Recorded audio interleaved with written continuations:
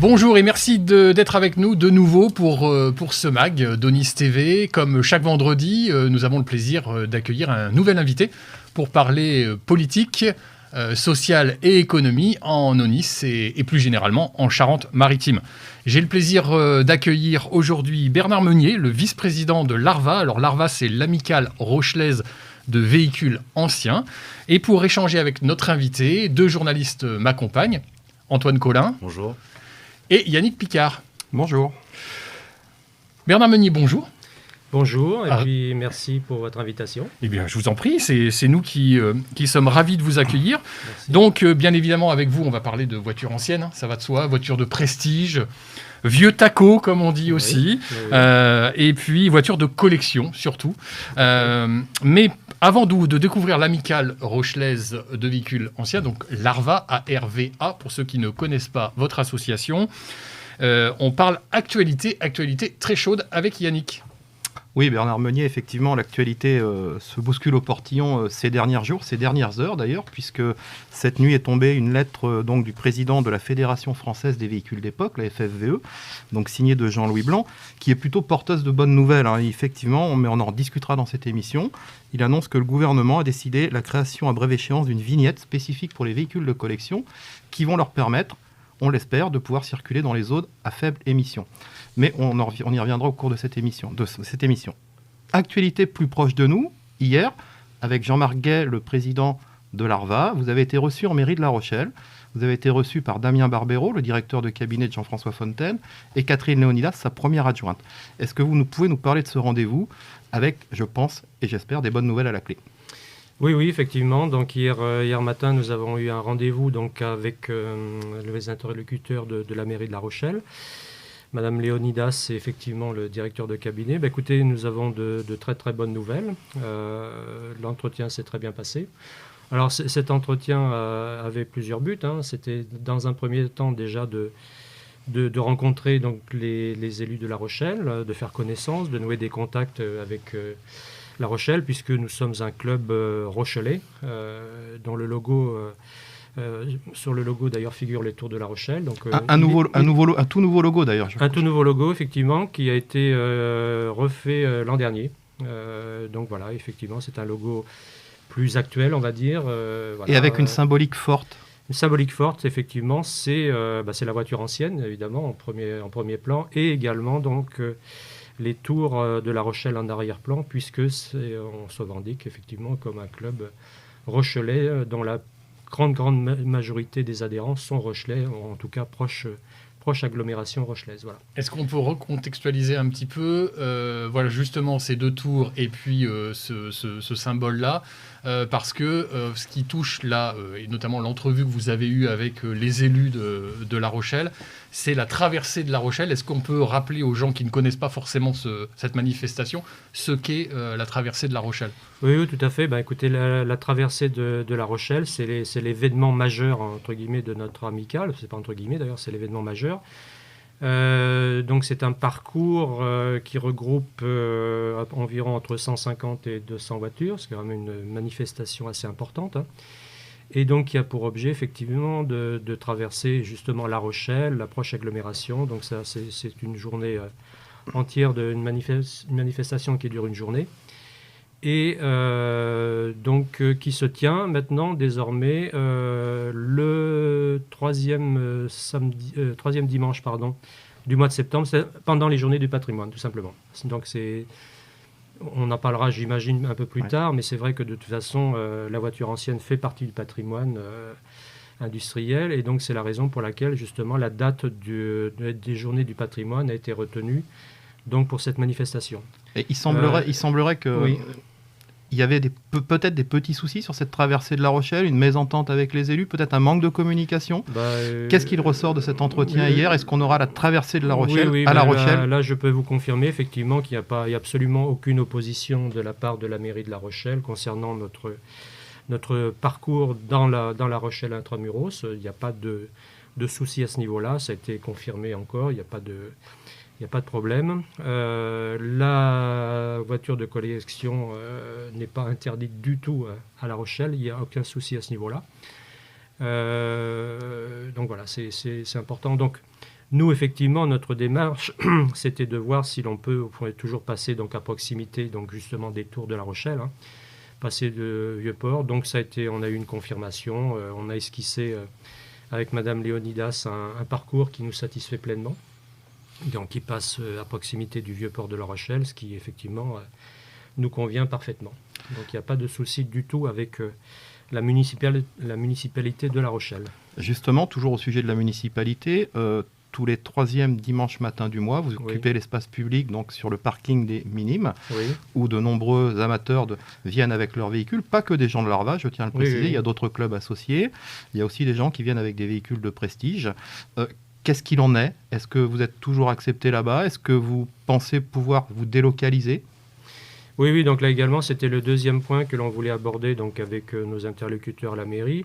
Donc je peux vous confirmer qu'effectivement ce rendez-vous mensuel n'est pas du tout remis en cause. Nous avons, alors c'est par arrêté municipal de 2001 effectivement, donc la ville de La Rochelle nous autorise donc à procéder à ce rassemblement donc, de voitures anciennes tous les 3e dimanches du mois. Combien de participants à peu près on va dire quand il fait beau. Combien de participants? Alors c'est difficile à dire effectivement. Bon, en hiver évidemment il y a un peu moins de monde qu'en été.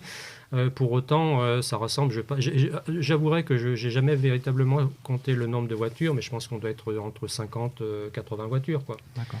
Et donc, effectivement, on tenait aussi à avoir ce rendez-vous avec les élus de La Rochelle, puisque gentiment, donc, ils nous accordent la possibilité donc, de procéder à ce rassemblement. Mais comme c'est un parking ouvert, on n'a pas véritablement un espace dédié, donc on a fait part en fait de nos difficultés logistiques, à savoir que parfois, il est aussi le parking encombré, enfin, on constate la présence de véhicules modernes, donc c'est un peu compliqué de se stationner, etc. Bon, on a évoqué donc, ces difficultés avec la mairie, on a étudié la possibilité de délocaliser, de s'installer ailleurs dans La Rochelle. Je peux vous dire que de toute façon, des propositions nous ont été faites, qui apparemment nous satisfont. Donc tout ça reste à confirmer, tout ça reste à préciser, mais en tout cas je peux vous assurer que le rassemblement des Minimes tous les 3e dimanches du mois est maintenu et qu'il n'y a eu aucune volonté de la part de la municipalité de l'interdire, ou ça n'a pas jamais été dans leur intention. Vous nous laissez un petit peu sur notre faim, là, Bernard Meunier. Oui. Vous parlez de propositions. Oui. Je sais qu'il faut que vous en parliez aux adhérents avant. Voilà, il était dans les tuyaux. Il y avait une très belle idée d'un de vos membres, Patrick Delanne, qui était l'esplanade Éric Tabarly, qui aurait tout son sens avec les vieux yachts derrière, les vieux gréements. Est-ce que ça a été évoqué hier? Bien sûr, ça a été évoqué, mais malheureusement, donc, ça pose trop de difficultés, etc. Non, je peux dire que ça n'a pas été accepté. Pour autant, de toute façon, on nous a fait d'autres propositions qui sont intéressantes et qui vont nous permettre probablement d'avoir un parking dédié, en tout cas plus isolé, mais ça, à proximité des Minimes. Enfin, il y a plusieurs pistes, hein, donc il faut qu'on étudie tout ça avec le président. Mais je peux rassurer les adhérents, enfin en tout cas je ne sais pas d'ailleurs s'ils étaient véritablement inquiets à ce sujet, mais donc les rassemblements donc, mensuels auront bien toujours lieu. Il n'a jamais été question de toute façon de la part de la mairie de les interdire. Voilà. De toute façon ça reste proche du centre-ville en tous les cas. Oui, en tout cas ça gravite, bien sûr, ça reste sur le territoire de la commune de La Rochelle. Justement, est-ce que c'est difficile d'organiser ce genre de rassemblement? Comment ça se passe? C'est-à-dire qu'en fait, nous devons assurer, entre guillemets, notre propre service d'ordre, effectivement. Donc, voilà. Comme je vous l'ai dit, de toute façon, la principale difficulté, c'est que ce parking n'est pas entièrement libre lorsque nous y allons. Donc, effectivement, lorsqu'on est en présence de voitures modernes qui sont stationnées, on est obligé un petit peu de se stationner entre les voitures, etc. Bon. Enfin, c'est surtout l'été que c'est évidemment le plus difficile, puisqu'on est à proximité des Minimes, de la plage, donc voilà. Mais donc c'est pour ça ne nous semblait pas tout à fait satisfaisant. C'est pour ça qu'on a évoqué donc avec la mairie avoir la possibilité d'avoir un espace plus dédié, etc. Bon, voilà. Très bien. Mais c'est en bonne voie, donc je pense qu'il n'y a pas de souci à ce niveau-là. Donc ça veut dire que la traversée de La Rochelle continuera d'exister, bien ça sûr. c'est plutôt une bonne nouvelle en tous les cas, et pas que pour les adhérents de l'Arva, mais pour tous les spectateurs qui adorent voir ces véhicules traverser. n'y a pas que La Rochelle que ça traverse. Hein, Non, ça se balade sur le long de la côte, etc. Et ça va vers l'arrière-pays. Donc ça, c'est plutôt une bonne nouvelle. Et puis votre rendez-vous, donc un troisième dimanche de chaque mois, qui lui aussi est confirmé. Donc voilà, La Rochelle reste encore une ville qui reçoit des véhicules thermiques. Juste une dernière question sur ce sujet, Bernard Meunier. Il y a quelques années, ça a été stoppé par le Covid. Vous avez une manifestation qui avait beaucoup de succès, qui était au mois d'août, qui était le Vide Garage. Oui. Est-ce que vous y ressongez pour cet été ? Alors là, on n'a pas encore évoqué ce sujet lors du conseil d'administration. On est une nouvelle équipe. Voilà, donc le président Jean Marguet a été élu donc, le 17 décembre dernier. Moi également, en tant que vice-président. C'est à étudier. Pour l'instant, on n'y a pas véritablement réfléchi, mais voilà. Donc c'est un sujet qui sera probablement abordé lors de notre prochain conseil d'administration. Voilà. Mais pour l'instant, c'est à l'étude, mais il n'y a rien de sûr. Donc très bonne transition, puisqu'on veut parler avec vous, bien évidemment, de l'ARVA. Oui. Forcément. Oui. L'ARVA, c'est 120 adhérents, c'est ça à peu près ? C'est ça, oui, tout à fait. Et qui représente 300 véhicules de collection dans à peu près, si je ne me trompe pas, 50 marques différentes, ce qui est énorme. Tout à fait. Pour un club qui représente 120 adhérents, 300 véhicules, enfin il y a quand même du beau monde, comme on dit. On a des véhicules très intéressants d'ailleurs aussi, oui. Et donc il y a un nouveau slogan à l'ARVA, je vous le laisse, c'est rouler, les 3 R, rouler, réparer et se rencontrer, c'est ça ? Bien sûr, oui, c'est le slogan qui a été initié par le nouveau président, Jean Marguet. C'est vrai que c'est rouler. Bien sûr, il faut que nos véhicules anciens roulent. Un véhicule ancien qui ne roule pas s'abîme. Donc il faut qu'il roule. Et puis déjà, il y a un plaisir de rouler aussi avec ces véhicules, qui est indéniable. Se rencontrer, parce que on tient beaucoup à ce terme d'amical. Puisque en fait c'est une activité de loisir, une activité aussi culturelle, puisqu'on parlera peut-être plus tard dans l'émission de l'aspect culturel de nos voitures. Chaque passionné a toujours plein de choses à vous raconter sur sa voiture, c'est ça qui est passionnant, c'est-à-dire qu'en fait vous abordez le sujet de sa voiture avec un passionné, il va vous en parler pendant des heures. De comment il a acheté la voiture, l'origine de la voiture, il y a souvent un lien familial, etc. Donc c'est se rencontrer, donc c'est très important aussi, on tient beaucoup au terme d'amical. Et réparer aussi, parce que réparer, effectivement, parmi nos adhérents, nous avons des personnes qui sont très férues de mécanique. Moi, personnellement, je ne suis pas du tout un mécanicien. Vous mettez pas les mains dans le moteur. Non, je vérifie le niveau d'huile, forcément. C'est une chose que l'on a perdue avec nos voitures modernes, c'est-à-dire qu'en fait, quand il manque quelque chose, il y a un témoin qui s'allume au tableau de bord. Les voitures anciennes, c'est pas le cas. Donc il faut effectivement, avant de chaque parcours, enfin en tout cas chaque parcours un peu long, vérifier les niveaux. C'est une chose que l'on a perdue. L'habitude est perdue. En ce qui me concerne, grosso modo, effectivement, je ne mets pas les mains dans le moteur, comme on dit. Je ne suis pas mécanicien. Je sais à peu près quand une panne arrive, à peu près d'où ça vient, mais pas plus. Et donc, c'est pour ça que l'intérêt aussi d'adhérer à une association, une amicale comme la nôtre, c'est effectivement d'avoir des conseils de personnes qui s'y connaissent beaucoup plus en mécanique et voilà. Justement, réparer, c'est un nouveau mot qui arrive à l'ARVA avec le nouveau président, avec Jean-Marc Guay. Oui. Je crois qu'il y a une volonté particulière derrière ce terme. Est-ce que vous pouvez nous expliquer ? Est-ce que peut-être que ça va intéresser certains de nos auditeurs qui vont se dire « Allez, c'est pour moi ».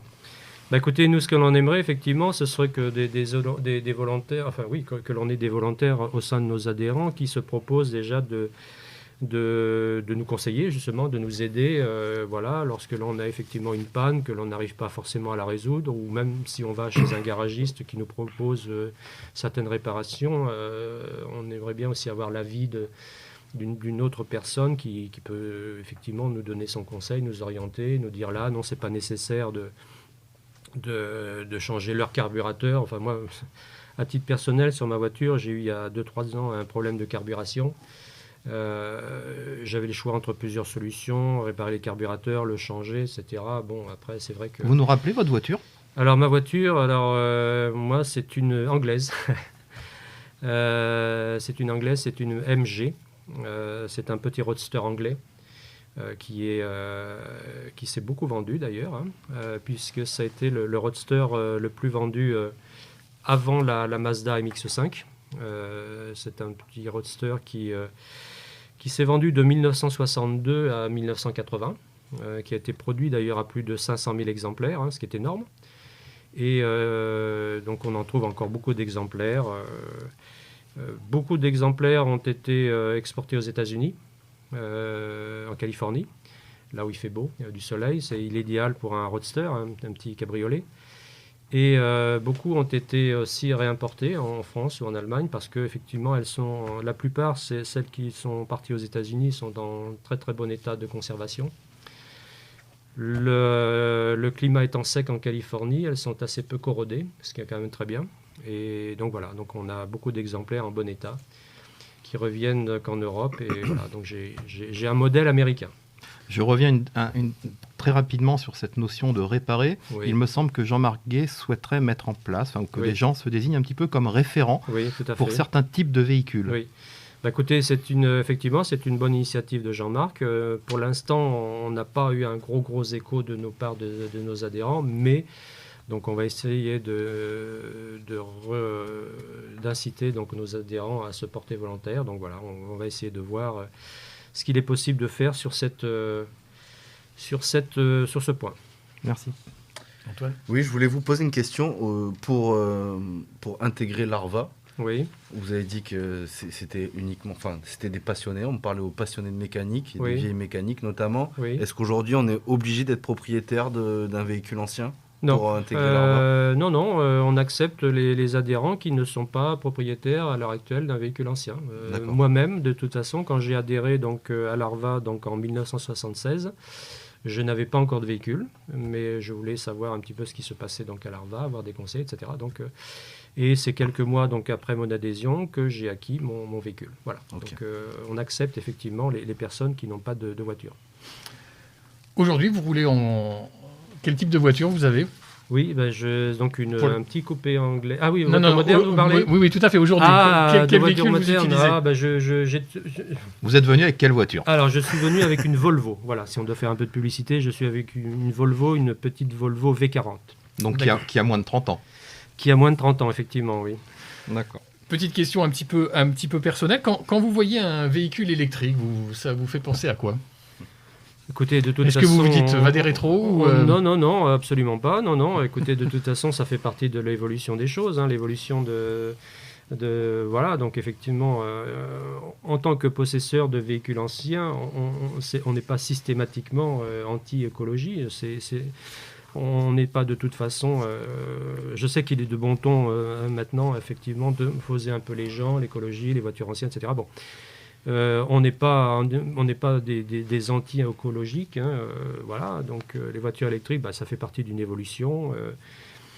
J'ai effectivement, à titre personnel, j'ai essayé la semaine dernière un véhicule électrique.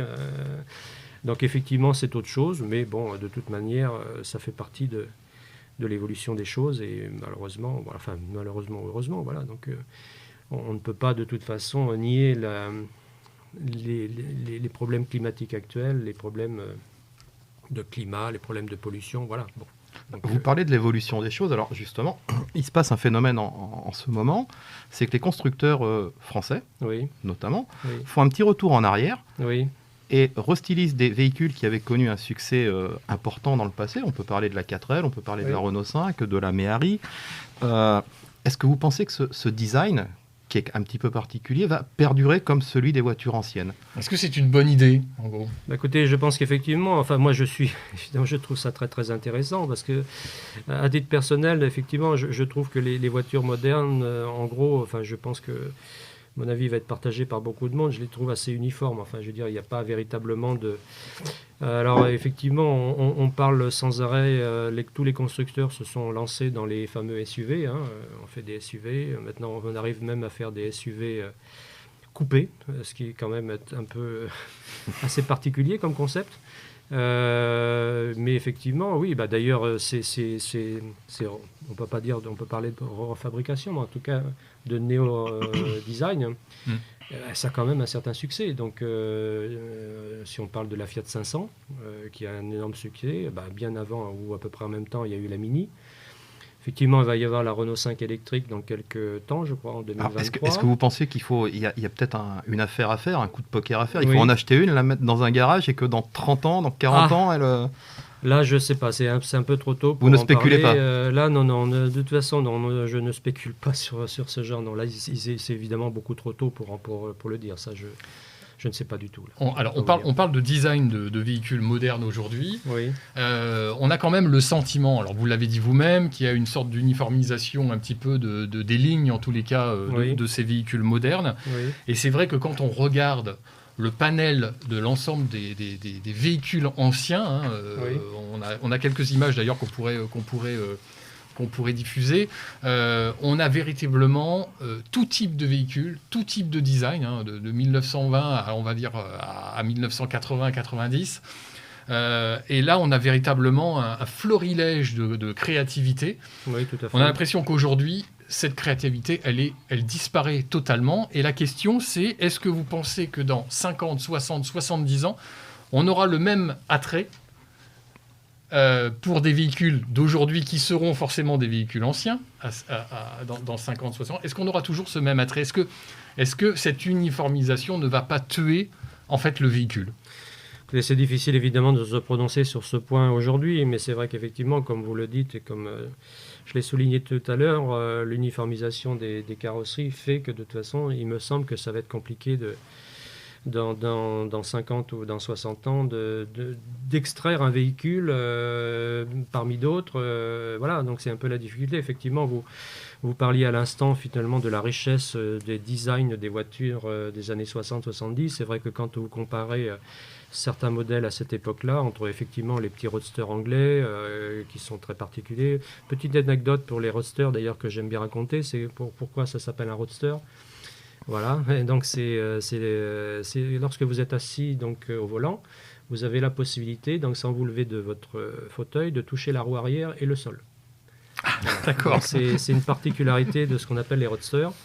Voilà, donc en fait, il y a une richesse donc, de carrosserie, les roadsters. Après, si on compare dans les voitures françaises, la DS, effectivement, qui a été quand même un monument de l'industrie. On a la 2 chevaux, on a des voitures très, très différents. Après, voilà, donc c'est vrai qu'il y avait... D'ailleurs, en matière de design et de carrosserie, il faut savoir que de toute façon, maintenant, la carrosserie automobile fait partie du patrimoine immatériel de l'UNESCO. C'est quand même... on a quand même des carrosseries, enfin en plus, a fortiori pour la période d'avant-guerre, vous aviez quand même des voitures avec des carrosseries particulièrement étudiées et travaillées. Et d'ailleurs, donc, le métier de carrossier-restaurateur est entré depuis 2014 dans la catégorie des métiers d'art. Donc tout ça pour vous dire que...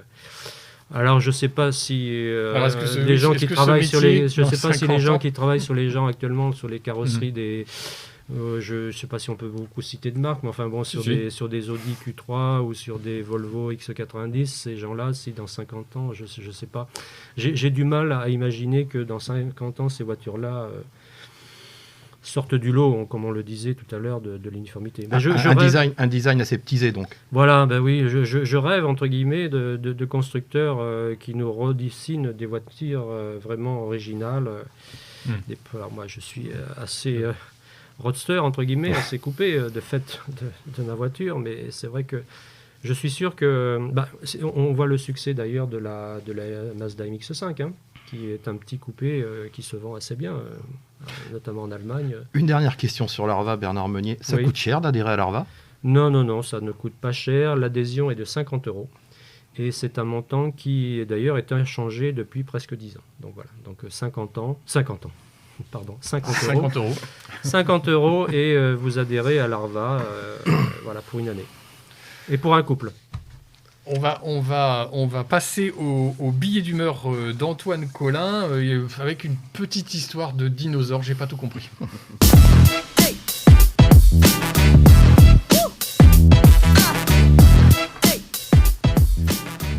Aujourd'hui, petit retour vers le futur, je dirais même plus direction le temps des dinosaures avec nos voitures anciennes. Ben oui, monsieur Meunier, vous êtes un peu le dernier représentant d'une espèce en voie de disparition, même si vous avez quelques années devant vous pour sauver ce patrimoine inestimable.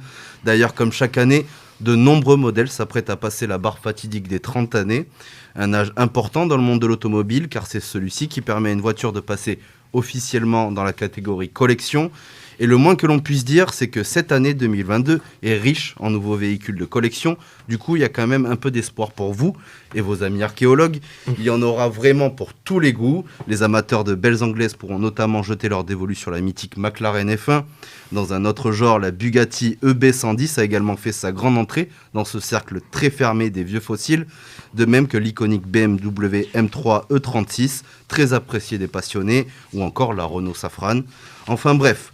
Comme on dit, vous avez le choix du roi, mais bon, j'ai quand même quelques réticences sur certains points. Oui. Ces vieilles carlingues, elles vont devenir quoi dans 50 ans? Vous pensez qu'un engouement sera toujours perceptible chez les collectionneurs? Non, je sais pas, mais je vous dis ça parce que je suis pas sûr que Steven Spielberg sera encore là pour nous faire un 4e Jurassic Park d'ici là. On parle quand même d'une passion de vieux, non? Je sais pas, je vous pose la question, j'ai encore jamais croisé un jeune de mon âge qui m'a dit « ça te dirait de voir ma collection de vieilles bagnoles ?» Franchement, j'ai un petit doute. Vous savez, les voitures et moi, on vit pas une grande histoire d'amour et j'ai l'impression que cela devient un phénomène de société entre le prix de l'essence, le coût d'un véhicule, même d'occasion, et les nouvelles normes environnementales. On se dirige pas vraiment vers un futur glorieux pour l'automobile, surtout celle de collection. Écoutez, détrompez-vous, les jeunes aussi s'intéressent à la voiture ancienne. Effectivement... Dans les clubs comme l'Arva, je ne vais pas vous dire que la moyenne d'âge est à 25 ans. Je ne vais pas vous dire ça. Effectivement, la moyenne d'âge est plutôt de l'ordre de 60 ans. Pour autant, effectivement, lors des rassemblements, on a des jeunes qui viennent avec des voitures, maintenant anciennes. Anciennes pour eux, en fait. C'est-à-dire qu'en fait, on a des jeunes de 25, 30 ans, oui, qui s'intéressent à des voitures iconiques des années 80. Je parle de la 205 GTI, des petites Renault 5 Alpine Turbo, des véhicules, 5 GT Turbo. Des véhicules qui ont un coût quand même malgré tout. Alors, qui ont un coût, certes, mais effectivement, si on parle de la 205 GTI, effectivement, elle a beaucoup progressé en termes de coût ces dernières années. Pour autant, de toute façon, on arrive à trouver des véhicules qui sont moins chers qu'une Twingo d'occasion. Il ne faut pas non plus... Il y a eu une enquête de la FFVE qui a été faite récemment, qui dit que de toute façon, le coût moyen d'une voiture de collection est de 10 000 euros. Bon. À l'Arva, les possesseurs de véhicules anciens ne sont pas tous des gens fortunés et des gens nantis. On peut très bien se faire plaisir avec une voiture ancienne pour un coût de 5 000 euros, voire moins, si vous achetez une Renault 4 qui commence à devenir un peu plus cher, mais des Peugeot 104, des voitures comme ça. Beaucoup de voitures qui, effectivement, ne coûtent pas des fortunes.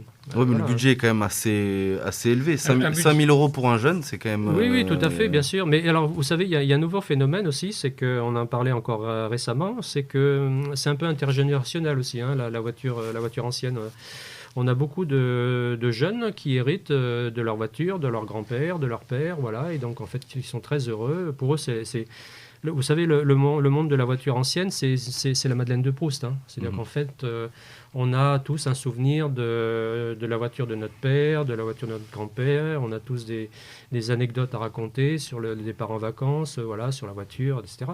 Et effectivement, les jeunes aussi s'intéressent à la voiture. Alors effectivement, ils n'adhèrent pas forcément à des clubs. Ils se regroupent en général entre copains, entre possesseurs de plusieurs voitures. Pour autant, je vois par exemple au Minime, de temps en temps, on voit arriver des jeunes qui ont des Mercedes 190. Voilà, bon. Donc effectivement, ça a un petit coût, mais comme je vous l'ai dit, de toute façon, c'est pas le prix c'est moins cher qu'une Twingo d'occasion. J'ai rien contre les Twingo, au contraire, j'aime beaucoup ce genre de voiture.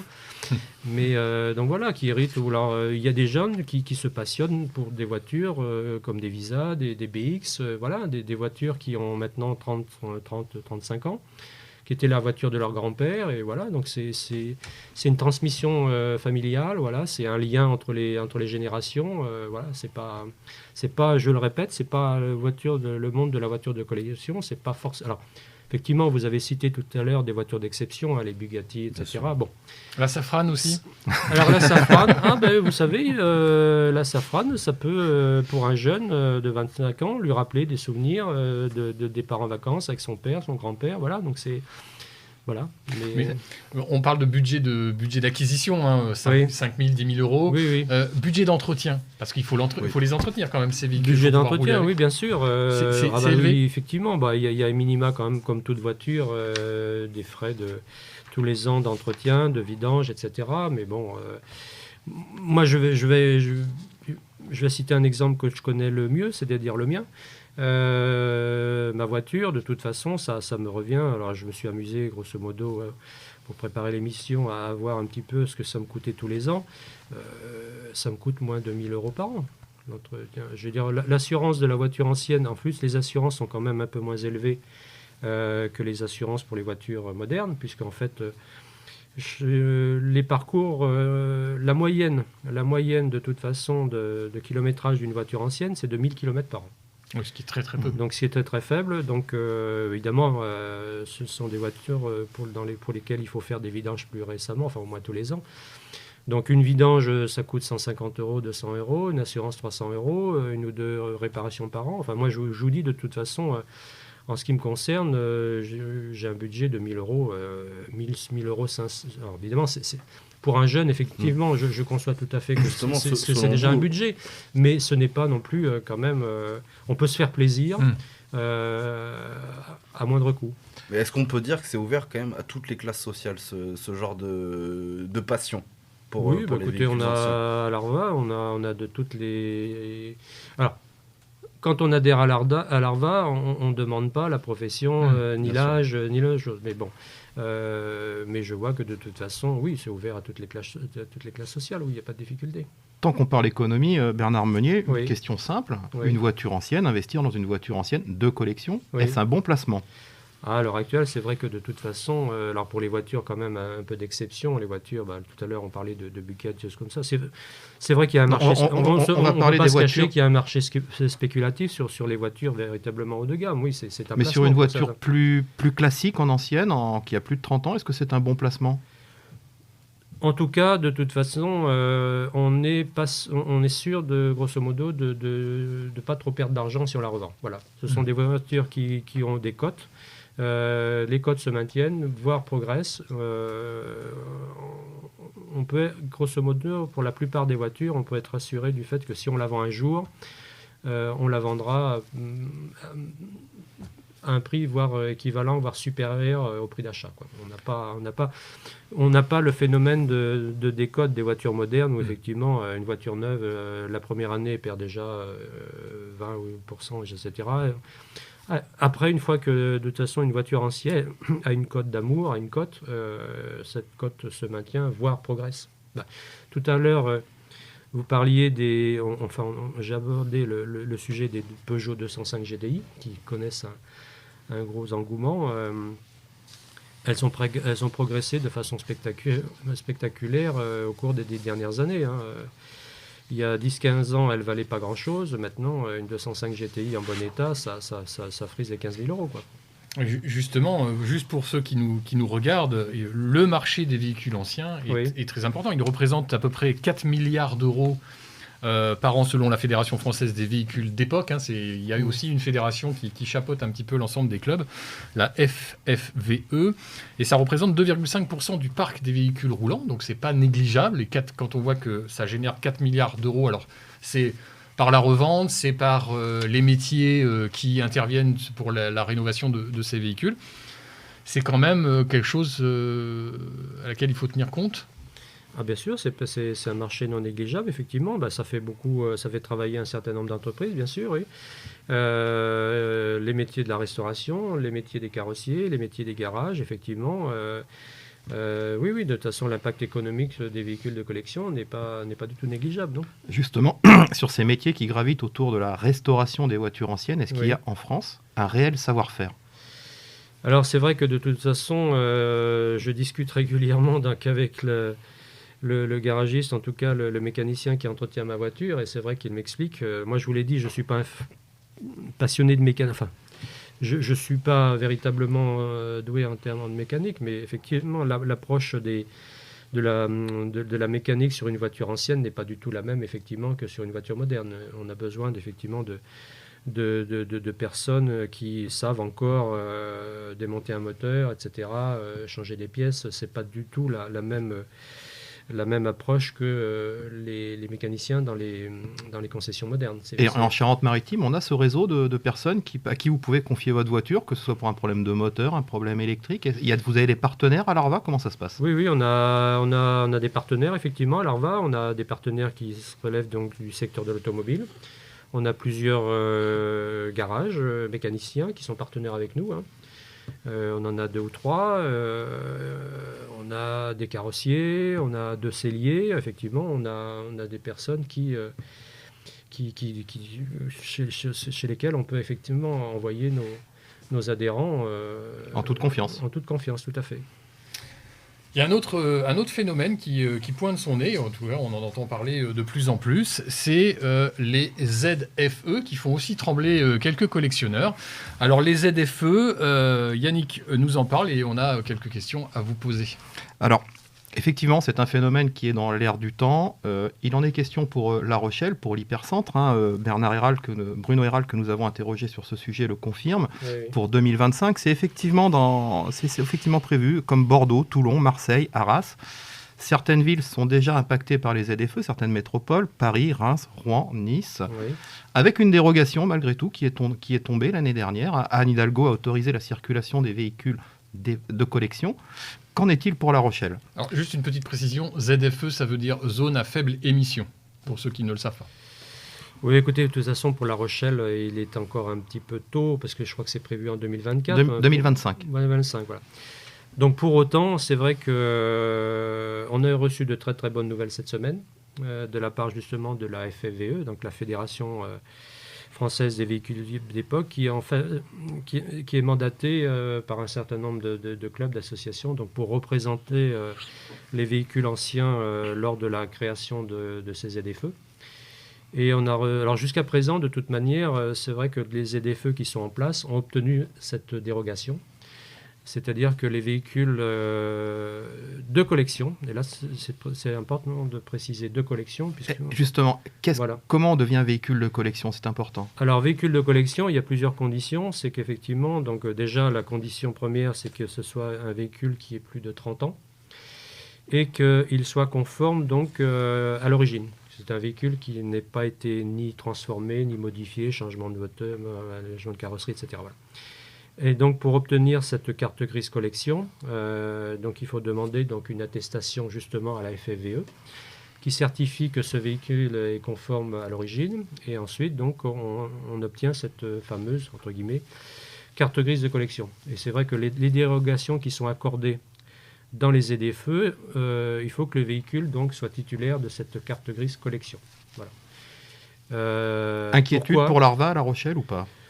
Non, je pense que la majorité des véhicules ont une carte grise collection, mais après, de toute manière, on a un partenaire à l'ARVA, à Cyr-et-Donis, qui se charge de faire obtenir donc, ces cartes grises collection. Donc, à partir du moment où le véhicule est d'origine, il n'y a pas de difficulté pour que ce véhicule passe en carte grise collection. Je vais repréciser ma question. Inquiétude des adhérents de l'ARVA pour circuler dans cette future ZFE ou pas? Effectivement, il peut y avoir effectivement des inquiétudes, mais là, de toute façon, je tiens à les rassurer, puisque nous avons cette semaine eu de très bonnes nouvelles donc, de la FFVE, puisque sous l'impulsion de Jean Castex, le ministre des Transports, M. Djebari, a envoyé un courrier donc à l'ensemble des présidents des futures communautés d'agglo concernées pour les inciter donc, à accorder la dérogation donc, pour les véhicules de collection dans ces ZFE. Voilà. Les premières ZFE qui ont été mises en place, donc vous citiez Paris, donc à accorder cette dérogation. À l'heure actuelle, donc, toutes les ZFE qui sont installées ont cette dérogation. Et là, donc, sous l'impulsion effectivement de la FFVE et du ministre, donc, je pense qu'a priori, c'est quand même des nouvelles qui sont très, très encourageantes pour la circulation de nos véhicules de collection dans ces ZFE. Justement, sur cette ZFE, un véhicule de collection, est-ce que ça pollue plus qu'un véhicule actuel ? Alors, là-dessus, justement, je reviens encore à la FFVE qui a fait des études là-dessus. La pollution, de toute façon, des véhicules de collection est infinitésimale. Je veux dire, compte tenu du nombre de véhicules de collection, etc. Donc là, je peux vous citer quelques chiffres que j'ai bien sûr notés. Déjà, le parc de voitures anciennes de collection dans les ZFE qui ont été implantés donc, représente 0,5% des véhicules. Voilà. Donc ce sont des véhicules qui roulent 15 fois moins que les autres. On a dit tout à l'heure qu'en moyenne, c'était 1000 km par an. Et alors, en termes de pollution, c'est 0,3%, 0,3 pour 1000 du trafic. Donc, vous voyez que c'est quand même très, très faible. Oui, infinitésimal. Oui. Que ce n'est pas, de toute façon, certes, voilà, on ne peut pas nier qu'effectivement, nos voitures de collection soient plus polluantes que les voitures modernes. Ça, je veux dire, on ne le nie pas. Mais compte tenu donc, du trafic et du peu de trafic de ces véhicules, en termes de pollution, c'est négligeable. Bernard Meunier, on l'a évoqué en tout début d'émission, associé à ces ZFE qui sont en place ou à venir, une future vignette. Oui. Est-ce que vous avez des informations à nous communiquer ? Justement, donc dans cet article, qui vient nous parvenir donc de la FFVE, effectivement, donc le gouvernement réfléchit à l'établissement d'une vignette spécifique qui pourrait être apposée donc sur les pare-brises de ces véhicules de collection, donc nous permettant de rouler donc en toute. C'est d'ailleurs ce principe de la vignette spécifique, elle existe déjà depuis de nombreuses années en Allemagne. L'Allemagne, de toute façon, a institué ce principe donc déjà depuis plusieurs années. Elle est payante en Allemagne ? Ah, vous me posez une colle. Je ne sais pas. On vous réinvitera. Voilà, on va chercher. Là, effectivement, je ne sais pas. Là, je ne peux pas dire si elle est payante ou pas. Je ne sais pas. On passe. Alors, si c'est comme le coût de la vignette critère en France, si c'est de l'ordre de 5 €, je pense que ça ne sera pas insurmontable. Oui, c'est clair. Voilà. Par rapport au reste, c'est clair que ce n'est pas insurmontable. On passe tout de suite au pour ou contre.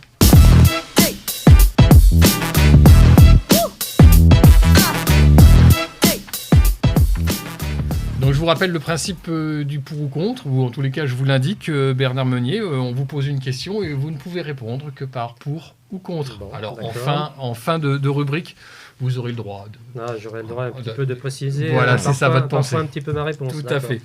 Yannick. Alors, Bernard Meunier, Oui. pour ou contre l'abaissement du nombre d'années de circulation pour passer en véhicule de collection ? Je rappelle que c'est 30 ans aujourd'hui. Contre. D'accord. Pour ou contre la transformation des 2 chevaux en véhicule électrique ? 2 chevaux ou autre véhicule, parce que là c'est une grande mode. C'est tendance en ce moment. Oui, le rétrofit. Moi, personnellement, ça me choque un peu. Vous êtes contre ? Oui, je suis contre, oui. Antoine. Pour ou contre les compétitions et le sport automobile électrique ? Oui. Oui, pour, oui. Pour ou contre la réouverture du circuit de Manicourt ? Je suis pour, oui, bien sûr. On n'est pas forcément opposé aux courses automobiles. Pour ou contre le déménagement du rassemblement de véhicules anciens que vous organisez, on en a parlé tout à l'heure, le 3e dimanche de chaque mois, du parking des Minimes à l'esplanade Éric Tabarly, mais vous avez évoqué que cette option avait été écartée par la mairie de La Rochelle, ce qui est dommage, parce que c'est effectivement, comme le disait Yannick, ça aurait été un bel emplacement pour l'ensemble des véhicules de l'ARVA. La dernière question, pour ou contre l'arrêt de la fabrication des véhicules thermiques à partir de 2035 ?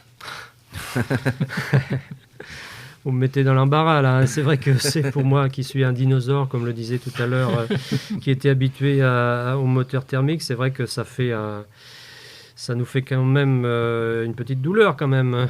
Mais bon, si c'est inéluctable, à partir du moment où on pourra conserver donc nos véhicules thermiques, donc voilà. Bon.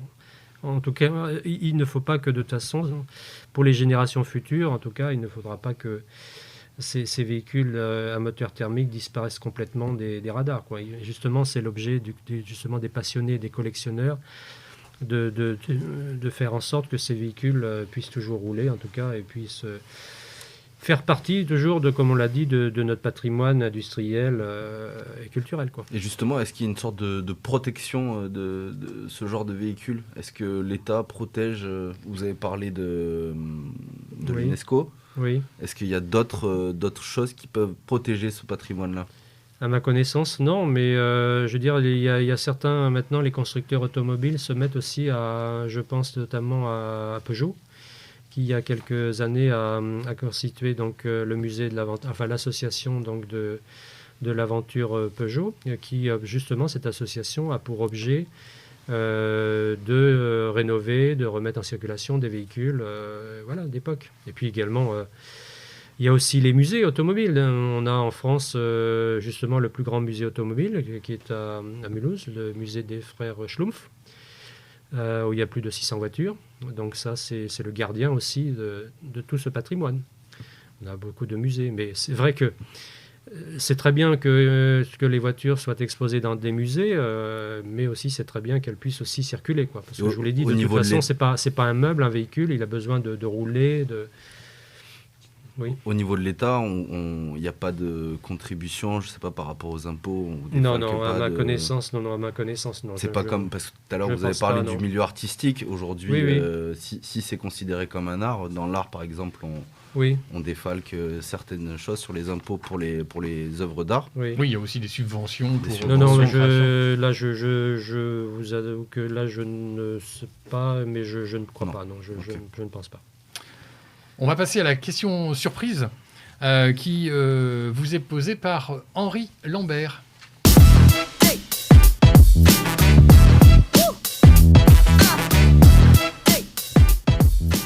Oui, alors je suis d'abord ravi de pouvoir m'adresser au président de l'association Larva, étant personnellement très impliqué dans l'automobile et le sport automobile. Ça a toujours été ma passion.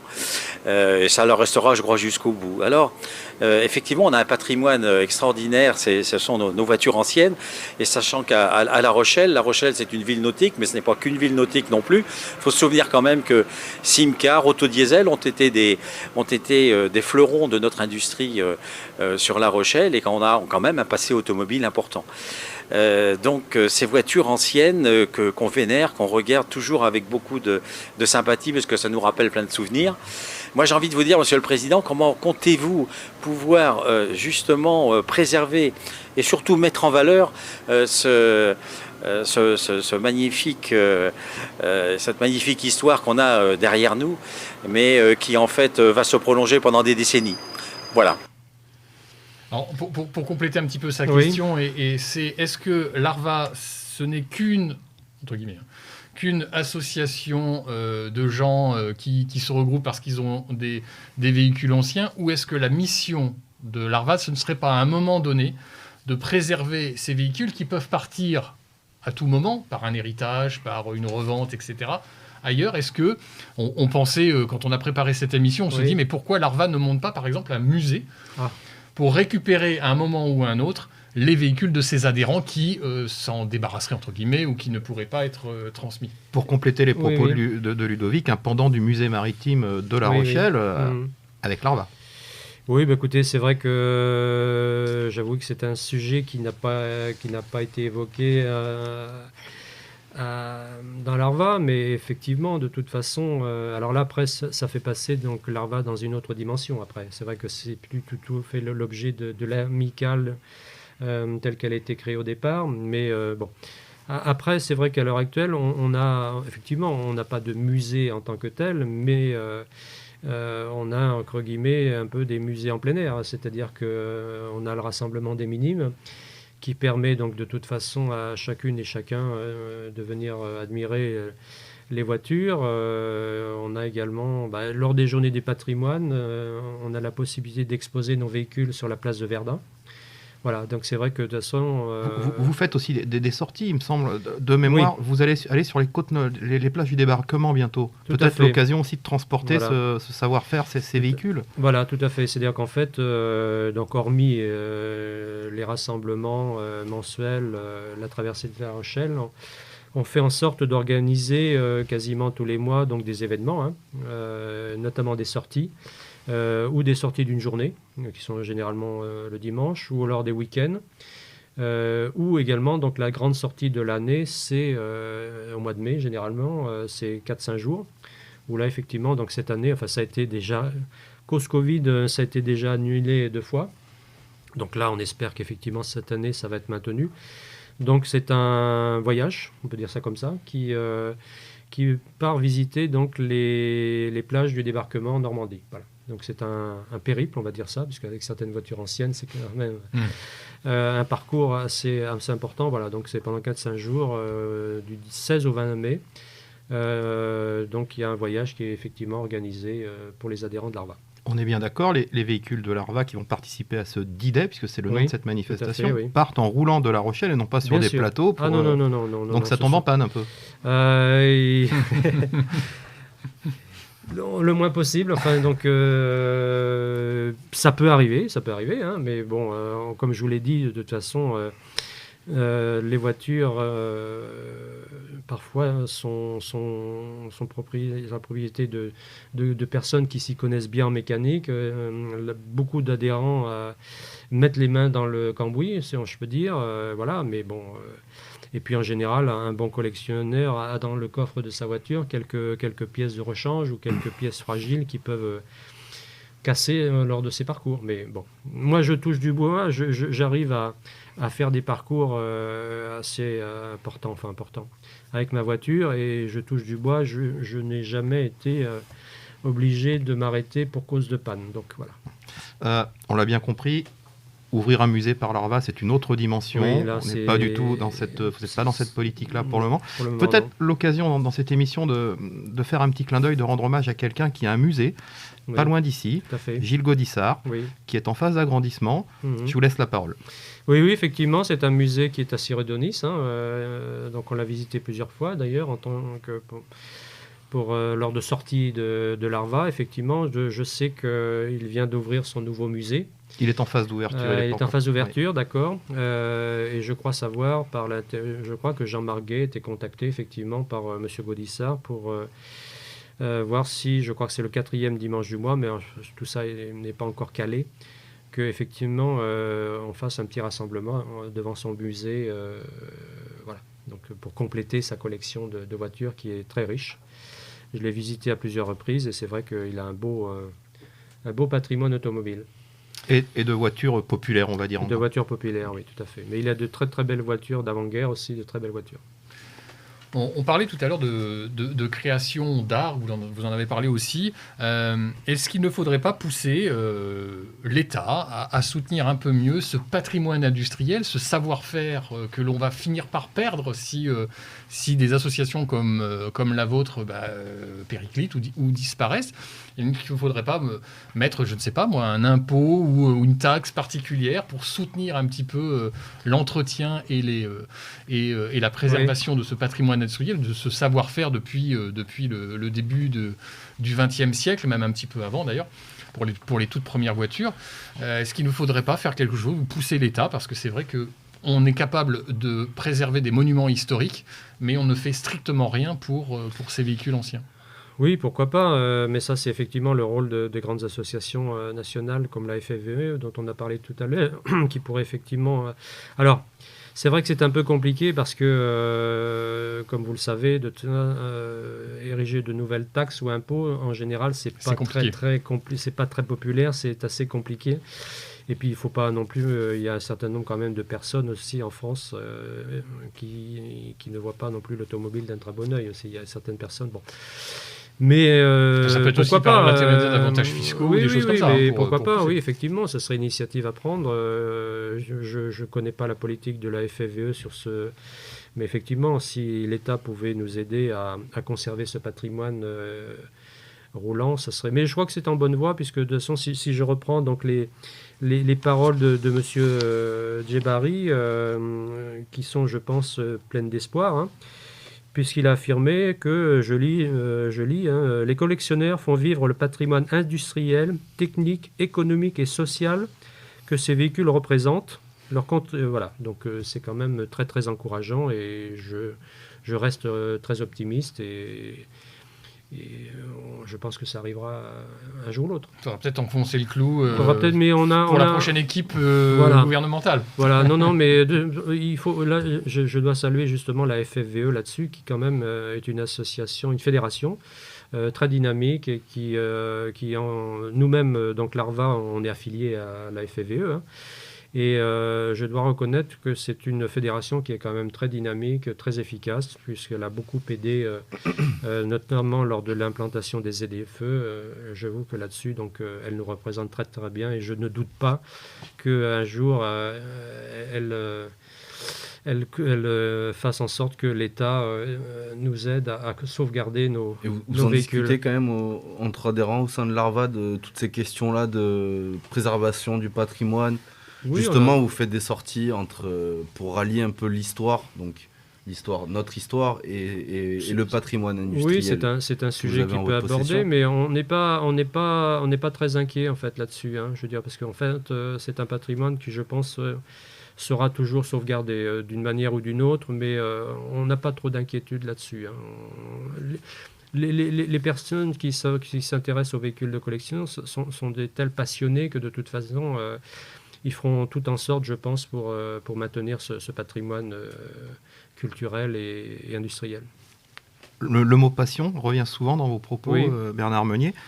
Question toute simple, la véhicule de collection, est-ce que c'est une passion qu'on partage en couple ? Bien sûr. Écoutez, de toute façon, C'est pas qu'une histoire d'homme, en fait. Non, c'est pas qu'une histoire d'homme. On a un certain nombre aussi de dames, de femmes qui sont propriétaires de leur véhicule. Et puis, de toute façon, écoutez, il est tellement agréable aussi de se promener l'été décapoté au milieu de nos belles campagnes que, de toute façon, les épouses aussi sont... Et puis également, donc, on a beaucoup aussi de femmes qui s'intéressent à la voiture. Je veux dire, c'est pas... Alors, bon, c'est vrai qu'on sait que c'est... On va quand même reconnaître que les hommes sont quand même plutôt majoritaires dans cette passion-là. Pour autant, de toute façon, les épouses s'y intéressent aussi. Votre épouse, elle en pense quoi ? Même mon épouse est très heureuse. Elle adore la petite voiture, la petite MGB, et en aucun cas... J'avais éventuellement émis il y a quelque temps l'idée de la remplacer, mais... De remplacer la voiture. La hein. MGB. Ah, d'accord. Ah oui, Ah, pas j'entends mon bien. épouse. Non, je suis marié depuis plus de 40 ans maintenant. Non, Rassurez-nous. je suis très heureux en couple, il n'y a pas de souci. Non, mais ma femme est très heureuse de cette voiture et elle ne veut pas de toute façon que je m'en sépare. Et on l'a bien compris, jamais le coup de la panne. Jamais le coup de la panne. J'ai une toute dernière question qui vient de me traverser l'esprit. Je me disais, mais bon, il y a beaucoup de clubs en France Oui. de voitures anciennes, mais est-ce qu'on trouve encore Oui. des pépites au fond des garages, au fond des granges? Est-ce que c'est encore possible aujourd'hui? Ça arrive, oui, ça arrive, bien sûr, oui. Écoutez, on a eu la collection Bayon qui est très connue il y a quelques années, bon. Mais pour autant, oui, je suis convaincu qu'il y a un certain nombre de... J'aime bien, en tant qu'amateur de voitures anciennes, j'aime bien effectivement consulter régulièrement les sites, Le Bon Coin, les anciennes qui vendent des voitures anciennes, et on arrive encore à trouver régulièrement ce qu'on appelle les sorties de grange, oui. Sorties de grange. D'ailleurs, il y a une petite particularité parce que on parlait de voitures. Actuellement, j'aimerais bien avoir une deuxième voiture qui est une petite populaire française. Et c'est la Renault 5, pour ne pas la citer, puisque c'est les 50 ans de la sortie de cette voiture-là. Et en ce moment, on a un certain nombre de sorties de grange. C'est vrai qu'on a beaucoup de voitures comme ça qui ressortent dans des états quand même assez abîmés, on va dire. Mais oui, les sorties de grange, on en a encore quelques-unes, oui. On peut trouver la perle rare encore. Oui, il faut chercher. Mais c'est ça justement qui fait le plaisir pour un passionné, c'est qu'effectivement, c'est de chercher, voilà, de se renseigner.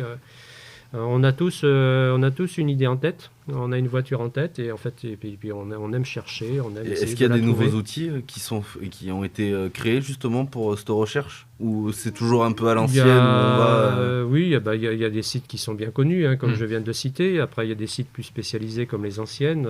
Voilà, donc oui, non, il y a des...